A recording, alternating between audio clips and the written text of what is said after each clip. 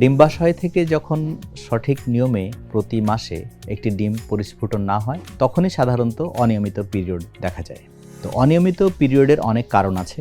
একটা হচ্ছে অধিক ওজন, আর যদি কিছু হরমোনজনিত কোনো সমস্যা থাকে, যেমন থাইরয়েড হরমোনের স্বল্পতা কিংবা আধিক্য, কিংবা প্রোল্যাক্টিন নামে আরেকটি হরমোন আছে সেটির আধিক্য, কিংবা যদি কোনো ডায়াবেটিস থাকে কিংবা উচ্চ রক্তচাপ থাকে, বয়স একটু বেশি থাকে, তাহলে অনিয়মিত পিরিয়ড হয়। যখন দেখি যে কোনো যুবতী বয়সের একজন নারী তার অন্য কোনো সমস্যা খুঁজে পাওয়া যাচ্ছে না, তখন আমরা জন্ম নিয়ন্ত্রণ বড়ি দিয়ে হরমোনাল ইমব্যালেন্স আছে তাকে আমরা সঠিক মাত্রায় নিয়ে আসার জন্য জন্ম নিয়ন্ত্রণ বড়ি দিই।